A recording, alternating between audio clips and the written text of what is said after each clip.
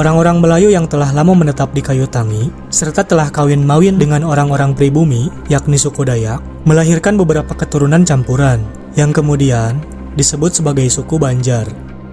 Orang-orang Banjar inilah yang kemudian mendirikan kerajaan di wilayah Kayutangi dengan nama Kerajaan Banjar di bawah hegemoni Majapahit. Dengan diserbunya Kayutangi oleh pasukan Majapahit, membuat suku Dayak berlarian ke pedalaman. Ciliriwut menyebutkan bahwa terpecahnya orang-orang Dayak ketika peristiwa Kayutangi melahirkan berbagai subsuku Dayak yang ada di Kalimantan Selatan dan Kalimantan Tengah saat ini, yakni Dayak Otdanum, Dayak Maanyan, Dayak Dusun, Dayak Bakumpai, Dayak Ngaju, dan berbagai sub-Dayak lainnya, yang muasalnya merupakan satu suku, yakni Dayak Otdanum. Terdesaknya mereka ke daerah pedalaman itu pula yang menyebabkan suku Dayak perlahan meninggalkan kemampuan bahari yang sebelumnya menjadi bagian dari kehidupannya sehari-hari. Ciliriwut juga menyebutkan bahwa peristiwa penyerbuan Kayutangi oleh Majapahit terjadi pada tahun 1350 Masehi. Artinya, bisa saja serangan itu terjadi pada tahun-tahun sebelumnya. Jika benar demikian, maka serbuan pasukan Majapahit ke Kayutangi dan upaya penaklukan wilayah Kalimantan bagian selatan terjadi pada masa pemerintahan Tribuana Tunggadewi bersama patihnya Gajah Mada. Dari Kayutangi, sebagian orang-orang Dayak di wilayah tersebut berpindahan ke Amuntai. Kelompok ini kemudian dikenal sebagai Dayak Maanyan. Di wilayah itu, orang-orang Dayak Maanyan mendirikan sebuah kerajaan bernama Nan Sarunai. Kerajaan Nan Sarunai terletak di pertemuan tiga sungai besar, yaitu Sungai Tabalong, Sungai Negara, dan Sungai Balangan. Dengan letak strategis itu, dalam waktu sekejap, Nan Sarunai berubah menjadi lokasi perdagangan yang ramai. Ada pula pendapat yang menyebutkan bahwa kerajaan Nan Sarunai merupakan kerajaan tertua di Pulau Kalimantan. Klaim ini berdasarkan pengujian pada sampel batuan Candi Agung yang ditemukan di Amuntai. Hasil pengujian tersebut menunjukkan bahwa batu-batu yang digunakan dalam pembangunan Candi Agung Amuntai berasal dari abad ketiga sebelum Masehi. Tentunya lebih tua dari kerajaan Kutai Hindu atau Kutai Martadipura. Klaim ini juga memiliki kelemahan bahwa bahan yang digunakan dalam sebuah bangunan tidak dapat menunjukkan usia bangunan itu sendiri. Pondasi sebuah rumah bisa saja dibuat dari bebatuan berusia ratusan atau bahkan ribuan tahun sebelum rumah tersebut dibangun.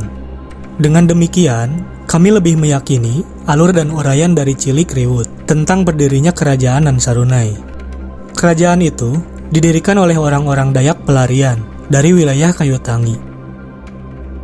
Mendengar Nan Sarunai berkembang menjadi sebuah kerajaan yang ramai, Majapahit kemudian mengirim armadanya untuk menaklukkan kerajaan tersebut. Namun, pasukan Majapahit mendapat perlawanan sengit dari pasukan Dayak di bawah pimpinan Ambah Hidung dan Ambah Jarang. Pasukan Majapahit dibuat kocar-kacir dalam penyerangan pertama dan keduanya. Banyak dari pasukan mereka terbunuh. Namun, pada penyerangan ketiga, Nan Sarunai akhirnya dapat diluluh lantahkan. Ambah Hidung dan Ambah Jarang gugur dengan hampir seluruh pasukannya. Istananya pun diratakan dengan tanah. Yang tersisa hanya puing-puing bersama anak-anak dan kaum perempuan. Kehancuran Nan Sarunai begitu diratapi oleh suku Dayak Maanyan secara turun-temurun melalui syair sakral dengan judul Nan Sarunai Usak Jawa, yang berarti Nan Sarunai dirusak Jawa. Dalam hal ini ialah Majapahit. Syair ini merupakan sebuah syair yang mengungkapkan kepedihan yang amat dalam dari suku Dayak Maanyan. Setelah runtuhnya kerajaan Nan Sarunai, kemudian berdiri kerajaan Kuripan, kerajaan Negara Daha, serta kerajaan Negara Dipa di wilayah yang berdekatan dengan rentang waktu yang sama pula. Kerajaan-kerajaan itu berada di bawah hegemoni Majapahit. Ciliriwut menyebutkan bahwa pada tahun 1350 Masehi, kerajaan Majapahit telah menaklukkan beberapa kerajaan di Pulau Kalimantan bagian selatan, yakni Kota Waringin, Sampit, Sungai Barito, Munir atau Pulau Laut, Tabalong, Sawaku atau Sebuku, Pasir Tanjung Putih, Muara Kaman, dan Berau. Dengan demikian, seluruh wilayah itu telah tunduk kepada Majapahit. Jika di Kalimantan Selatan kita telah membahas bagaimana operasi militer Gajah Mada dan pasukannya berhasil menaklukkan Kayu Tangi dan Nansarunai, di Kalimantan bagian barat terdapat sebuah kerajaan kecil milik suku Dayak pula, bernama Kerajaan Bahanapura, yang tidak tunduk kepada Tanjung Pura. Bahanapura berlokasi di wilayah Mempawah saat ini. Kerajaan Bahanapura tidak meninggalkan informasi berupa tulisan, puing-puing istananya pun juga tidak bersisa. Namun, kisah tentang keberadaan kerajaan kecil ini dituturkan di kalangan suku Dayak Bekati dan Dayak Kanayan di Kalimantan Barat secara turun-temurun. Kerajaan ini pula yang dipercaya menjadi salah satu cikal bakal bagi Kesultanan Mempawah di kemudian hari. Terdapat pula sebuah legenda yang dituturkan turun-temurun di kalangan suku Dayak Bekati dan Dayak Kanayan yang mengisahkan peristiwa penyerbuan Majapahit di bawah pimpinan Gajah Mada pada Kerajaan Bahanapura. Peristiwa itu terjadi pada masa pemerintahan Raja Arya Magat yang berlangsung antara tahun 1340 hingga 1360 Masehi. Konon, ketika armada pasukan Gajah Mada sampai di pelabuhan Pontianak, prajurit Sandi Bahanapura mengetahuinya, kemudian melapor kepada Baginda Raja Arya Magat bahwa armada pasukan Majapahit telah bersiap untuk menyerbu Bahanapura. Mendengar hal itu, Raja Arya Magat menghimpun seluruh pasukan di Bahanapura. Arya Magat melakukan ritual mangkok merah dan menyebarkan mangkok itu kepada kepala-kepala suku Dayak Bekati, Dayak Kanayan, Dayak Rara, dan Dayak Banyadu. Mendapat kiriman mangkok merah dari Raja Arya Magat, sub-suku Dayak itu bersatu untuk memperkuat pertahanan pasukan Bahanapura. Begitu armada Majapahit terlihat melalui sungai Mempawah dan bergerak menuju kota raja, pekikan dan teriakan misterius bersahut-sahutan dari dalam hutan. Bahanapura tidak hanya mengerahkan prajurit manusia, tetapi juga arwah para leluhur suku Dayak yang juga ikut berperang. Pasukan arwah itu disebut Kamang Tariun dan Kamang Layu. Tugas Kamang Tariu adalah merasuki prajurit-prajurit Dayak, sehingga keberanian dan kemampuan tempurnya bertambah berkali-kali lipat.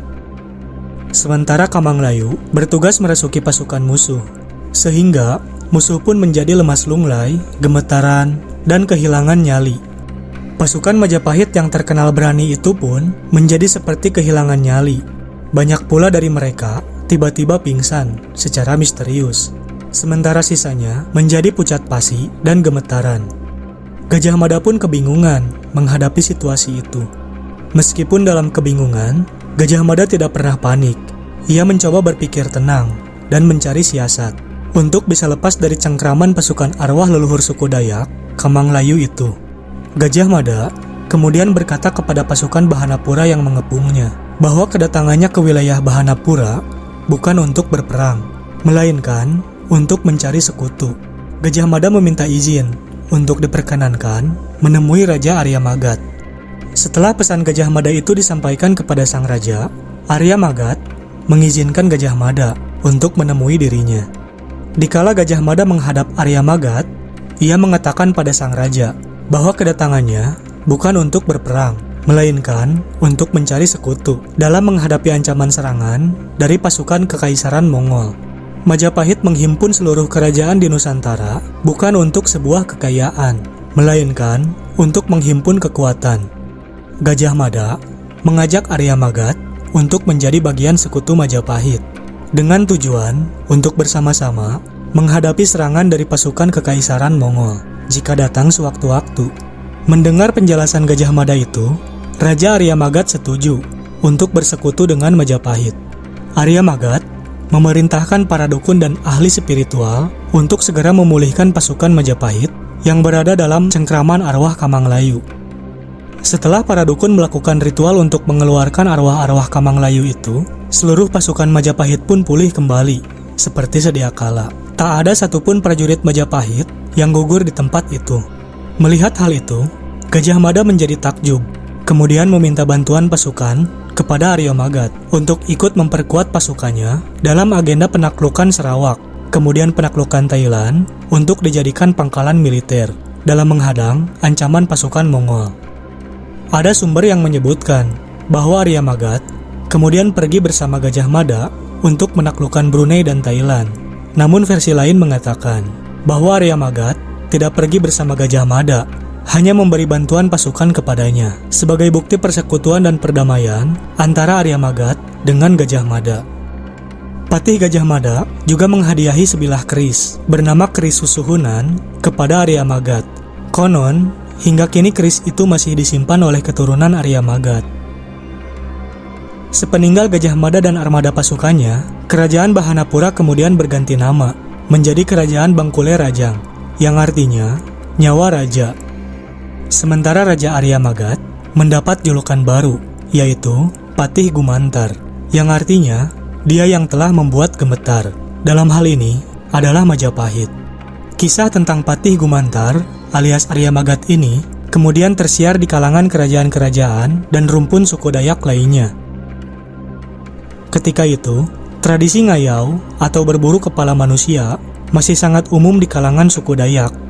Mengayau atau berburu kepala memiliki banyak tujuan, namun yang paling umum adalah sebagai pengakuan dan menunjukkan superioritas bagi seorang kesatria Dayak. Semakin perkasa korban yang berhasil dikayau, maka si pengayau akan semakin disegani. Yang paling diincar sebagai sasaran kayau adalah para panglima perang, kepala suku, termasuk juga seorang raja. Dari sinilah peristiwa tragis menimpa Patih Gumantar. Ketika ia sedang tertidur, semua kesaktian dan jimatnya ditanggalkan. Kemudian, beberapa orang suku Dayak menyusup ke istana hingga berhasil mengayau sang raja yang pernah membuat Gajah Mada gemetar itu. Kisah Mahapatih Gajah Mada dalam perannya dengan kerajaan-kerajaan suku Dayak yang telah kami sajikan tadi memang tidak memiliki sumber otentik, seperti tulisan yang berasal dari era ketika peristiwa itu terjadi, melainkan berasal dari tradisi tutur. Sebab, ketika tradisi tulis belum dikenal, tradisi tuturlah yang menjadi kunci untuk menyibak sebuah misteri sejarah. Sementara tradisi tutur sendiri sangat mudah mengalami distorsi dari generasi ke generasi. Namun setidaknya, dari dua kisah tadi dapat menjadi gambaran bagaimana perjuangan Gajah Mada menyatukan Nusantara, yakni bukan hanya dengan kekuatan militer, namun juga dengan seni diplomasi. Keahlian diplomasi Gajah Mada inilah yang kemudian disebut sebagai ajian Sabdo Pamungkas, yang konon menjadi salah satu ajian andalan Patih Gajah Mada, dapat dengan mudah mempengaruhi lawan bicaranya. Hal ini juga dibenarkan oleh Kitab Negara Kertagama dalam pupuh ke-12, bait ke-4. Di timur laut, rumah Patih Wilwatikta bernama Gajah Mada. Menteri Wira, bijaksana, setia bakti kepada negara, fasih bicara, teguh, tangkas, tenang, tegas, cerdik, lagi jujur, tangan kanan Maharaja sebagai penggerak roda negara.